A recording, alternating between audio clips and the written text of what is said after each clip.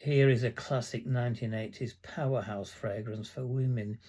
It's called Ysatis from the house of Givenchy, and it came out in 1984 in Eau de Toilette Concentration. It was created by the master perfumer Dominique Ropillon, who's still working today, and forms part of the floral Chypre family. It's a classic, mysterious and unforgettable 1980s signature scent. It's very complex with many notes, and is beautifully presented in this rather plain but chunky flacon. It's got a simple label with the Givenchy logo embossed on it, and the atomizer is actually very good quality. In composition, the top notes include aldehydes, Sicilian mandarin, ylang ylang, and coconut. In the middle, many floral notes, far too many to mention, but they include tuberose, jasmine, iris, rose, and then a dash of rum.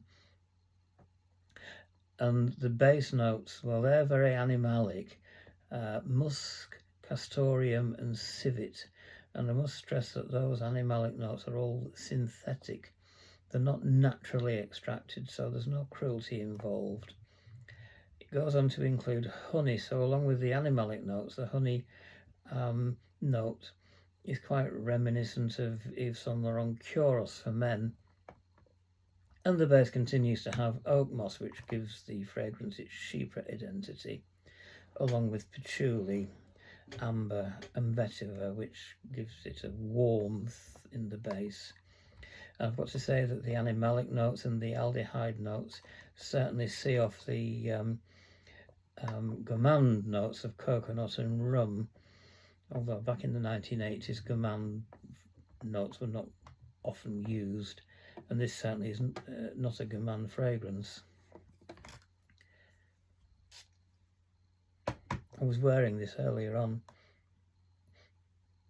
and yes, there's plenty of the Sicilian mandarin in the opening, quickly followed by orange-based aldehydes, and it's very fizzy and effervescent and bright, although it does tend to dry down to a much darker level after a few minutes. Certainly after a few hours it's warm and dark, and it being an intense and robust complex fragrance, it's known as a kitchen sink fragrance actually, because it seems to have everything in it but the kitchen sink, with the aldehydes, the many florals, and the animalic notes, and the warmth is provided by the Indonesian patchouli in the base. It's been compared to fragrances that were around at the same time, including Byzance by Rochas, that came out in 1987, and Bala Versailles, which appeared in 1962, animalic floral but not aldehydic. Van Cleef and Arpels fragrance known as First, which appeared in 1976, runs a close second, I think, as does Paloma Picasso from 1984. The performance is excellent. For an eau de toilette, it lasts hours longer than you may expect, at least 8 hours, and the sillage and projection are powerful. I would say that this is probably best for formal occasions or special occasions, or if not, then for at least making a statement. It's a bit too heavy duty for the workplace, so I would say it's not office safe, and is probably best worn in autumn and winter, because in warmer temperatures I think it would clash and become quite cloying.